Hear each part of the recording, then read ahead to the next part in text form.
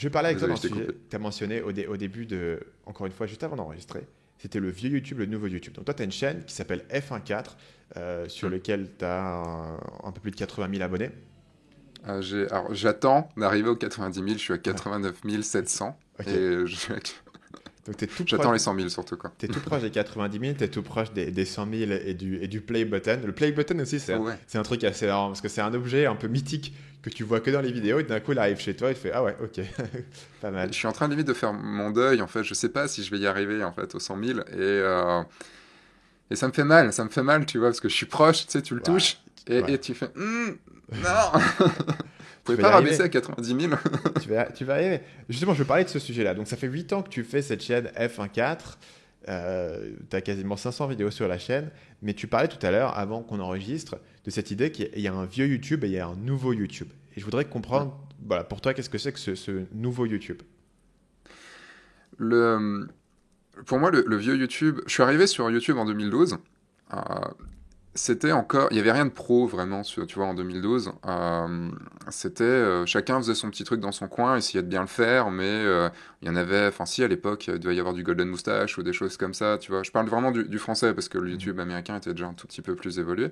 Et, euh, et j'étais là, je fais bon, bah, j'ai envie de partager. J'ai été lancé par, enfin, j'ai été influencé par Aaron Nice de la chaîne Flurn qui a maintenant plus d'1 million d'abonnés, tout ça et tout. C'est une chaîne essentiellement consacrée à la retouche photo et au studio. C'était une des premières grosses chaînes YouTube. Et il y avait ce côté complètement juste sincère, en fait, sincère, décalé un peu du truc. Et je me suis dit, allez hop, je me lance. Et mes premières vidéos, ça a vraiment été ça. Enfin, ça a été juste. Enfin, mes premières années, ça a été, bon, allez, je lance, je vais voir s'il y a un peu de monde qui me suit.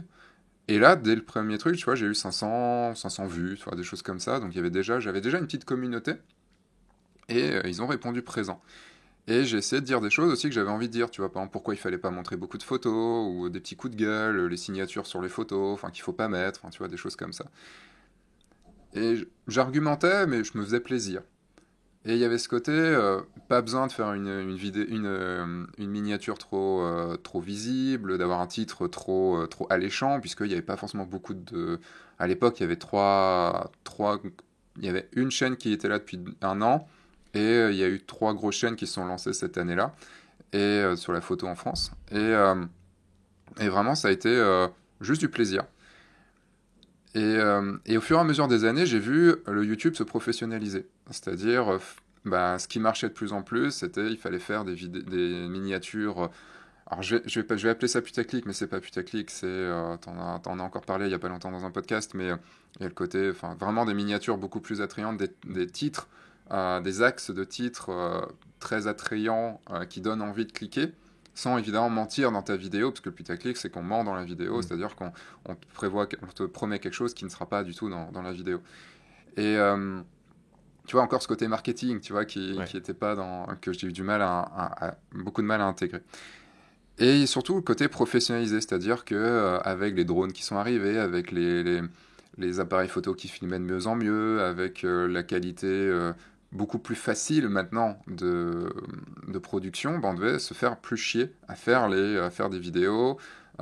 Et comme il y avait beaucoup plus de contenu aussi, il y a de plus en plus de contenu à côté, ben on n'est plus tout seul. Donc forcément, il faut faire du truc un peu plus qualitatif, tout ça. Et, euh, et puis même maintenant, il y a aussi, je sais plus avec qui j'en parlais de ça, mais il y a ce côté où on connaît les codes. Tu vois, Instagram, YouTube, Facebook, on connaît maintenant les codes, on sait ce qui fonctionne. J'ai halluciné le jour où j'ai appris que il y avait une carte du monde qui était vendue pour te dire, tiens, tu vas à tel endroit, telle position GPS, à telle heure, à telle date, et comme ça, tu fais tout le tour du monde en 6 mois, et tu prends des photos pour Instagram, et tu auras la même photo que tout le monde, mais tu auras 100 000 abonnés à la fin, puisque c'est les photos qui fonctionnent sur Instagram. Hmm. Et j'ai fait, waouh, putain, on peut faire ça. C'est-à-dire qu'il y a il y a une recette, il y a une méthode, sans aucune personnalité derrière, puisque tu fais la même photo que tout le monde, tu vas à tel endroit, enfin, il n'y a rien de plus, pour moi, plus débile que ça, que d'aller refaire la même chose qui existe déjà, Est-ce que ça marche sans ça? Parce que donner si sa les gens personne. l'ont déjà vu, pourquoi est-ce qu'ils s'abonnent encore? Tu vois, il y a une côté où peux remettre une recette, mais si elle a déjà été faite, il y a comme une prime au fait de l'avoir fait en premier ou d'avoir inventé le truc. Tu penses que ça marche ce truc Ouais, sur Instagram? Moi, je ouais, connais ça moins bien marche. Insta. Ok. Sur Insta, ça fonctionne, enfin, Je vais pas me faire que des amis là-dessus, mais il y a beaucoup de photographes, de gens qui se disent photographes et qui sont des photographes Instagrammeurs. Et dans le sens où il y a une méthode Instagram, c'est-à-dire, tu vois, c'est con, mais genre une photo avec tu mets une boule transparente, c'est les boules transparentes qui inversent le monde, avec un beau coucher de soleil, t'as lancé ton portable dans les airs, tu le tiens comme ça, ou tu te fais une photo, tiens, moi, devant un grand panorama, tout ça, avec un filtre un peu pétant, tout ça et tout, un beau format carré.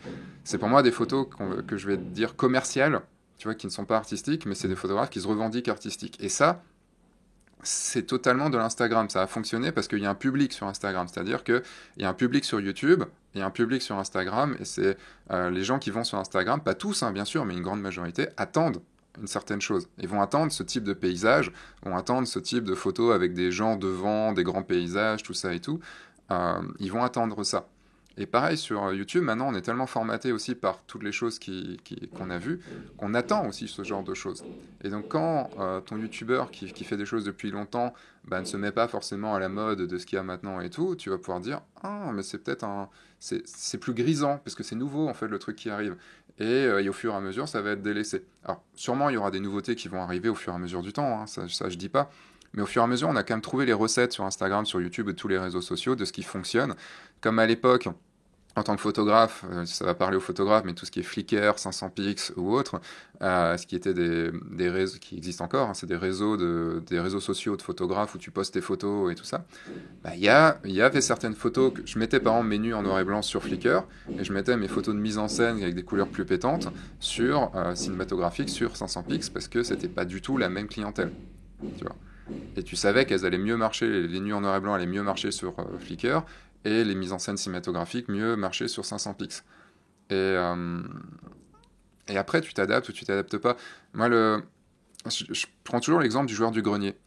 Pour moi, le joueur du grenier, bah, il a fêté ses 10 ans, il a commencé en 2009, enfin, ils ont commencé en 2009, et, et pour moi, c'est typique du youtubeur qui est resté à l'ancienne, mais qui a gardé une très grosse communauté quand même, a réussi à fédérer, mais il n'arrivera pas à devenir un Squeezie ou autre, parce qu'il se met pas à la mode de maintenant, et il va pas ramener tous les jeunes, tous les gens comme ça. Et, il y a et je pense qu'on vieillit avec lui, tu vois, les trentenaires, les quarantenaires qui vieillissent avec lui, bah, se retrouvent là-dedans, puisqu'il y a ce côté peut-être générationnel aussi, je sais pas, il y a sûrement un côté générationnel. Euh, je me perds un peu dans toutes mes explications, mais c'est un peu c'est vraiment ce que je ressens, et j'ai pas envie de faire du nouveau YouTube, tu vois. J'ai l'impression que pour moi, le nouveau YouTube, c'est peut-être le côté encore marketing, tu vois, du truc, c'est me renier, tu vois, c'est me... Bah, je pense que c'est difficile de faire du contenu que toi-même tu consommes pas. C'est une des raisons, je pense, qui fait que moi je performe sur YouTube là où je sais même pas si tu veux d'être sur Instagram ou un truc comme ça. C'est que c'est relativement difficile de faire du contenu que tu consommes pas. C'est ce que ça demande beaucoup plus d'efforts de comprendre ce qui marche, pourquoi c'est bien. Là où si c'est un contenu que toi-même tu aurais consommé, ça t'apparaît en fait intuitif de dire qu'est-ce qui va marcher ou qu'est-ce qui va pas marcher. C'est plus plaisant à faire et tu as moins l'impression de faire une démarche cynique. En fait, tu n'as pas l'impression de t'abaisser à l'audience. Et je pense que beaucoup de ces créateurs qui font du contenu extrêmement populaire et qui maîtrisent ces codes, qui viennent de TikTok ou qui font des vlogs, etc., c'est aussi des gens qui sont des consommateurs de ce type de contenu, qui comprennent pourquoi ça marche, qui comprennent les codes, qui les ont intégrés et ça fonctionne. Après, la question, c'est qu'il restera toujours une fraction de la population qui va pas être nécessairement dans ces nouveaux codes, qui va être sur du vieux YouTube. Et le joueur du grenier, comme tu l'as dit, a une vraie communauté. Et bien sûr, il tourne vachement sur la nostalgie parce que c'est son sujet, mais aussi parce que c'est son format. Il publie pas extrêmement souvent. Il a un format assez particulier qui effectivement est assez marqué. Voilà. YouTube d'il y a 10 ans avec ses sketchs, etc. Ça se fait un petit peu moins maintenant.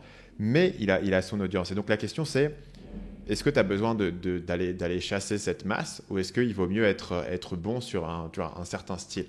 Et après, dans ton domaine notamment, je trouvais ça intéressant de voir ce que tu avais fait sur cette direction vers plus de professionnalisme, en fait, ou aller sur des gens qui sont des professionnels dans leur pratique de la photo, qui va du coup mettre probablement la prime sur des gens qui sont des trentenaires ou qui sont un peu plus âgés.